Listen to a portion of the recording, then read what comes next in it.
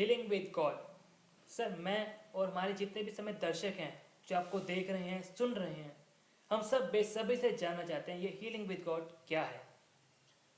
देखिए, जैसा कि सब लोग जानते हैं कि ये बाहरी जगत यानी ये जो भौतिक जगत है, ये हमारे भीतरी जगत का रिफ्लेक्शन है। यानी ये हमारे भीतरी जगत का प्रतिबिंब है।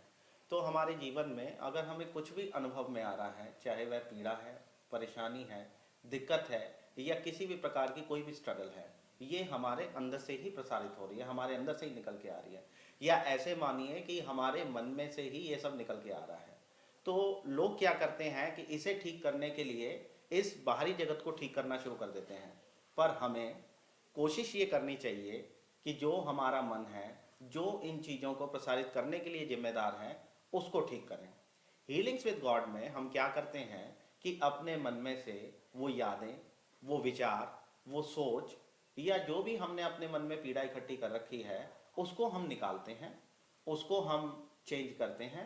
और फिर उससे क्या होता है कि हमारा भौतिक जीवन जो है परिवर्तित होता है, क्योंकि जब हम अपने मन को परिवर्तित कर लेते हैं तो हमारे भौतिक जगत में भी हमें चेंजेस आने शुरू हो जाते हैं।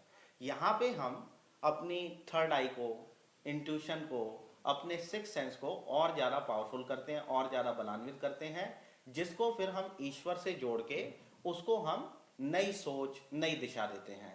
जिससे क्या होता है कि हमारे जीवन में जो भी दिक्कतें आ रही थी वो सब समाप्त हो जाती हैं। और यहाँ पे फिर हम क्या करते हैं कि अपने मन को ठीक करने के बाद में हम अपने जीवन में परिवर्तन लाते हैं। इसमें मैं उदाहरण देना चाहूँगा। मन हमारी सभी परेशानियों के लिए जिम्मेदार होता है। अगर फिजिकल हमें कोई भी प्रॉब्लम आ रही है तो वो हमारे मन से ही प्रसारित हो रही है। जैसे मान लीजिए किसी को सिर पे भारीपन रहता है या कंधों में भारीपन रहता है या कमर में भारीपन रहता है, तो यह बेसिकली इस सोच को इंडिकेट करता है कि कहीं ना कहीं वो अपनी लाइफ में कोई व्यर्थ की जिम्मेदारी लेकर बैठा हुआ है। तो जब तक वो जिम्मेदारी के बोझ से मुक्त नहीं होगा तब तक उसके शरीर में से ये बोझ कम नहीं होगा। या कई बार होता है, जैसे आपने भी चश्मा लगा रखा है या आंखों से संबंधित अगर किसी को परेशानी होती है, तो वहां पर उस व्यक्ति की सच्चाई और इस जगत की सच्चाई मैच नहीं कर रही है, जिसकी वजह से उसके विजन में प्रॉब्लम आ रही है।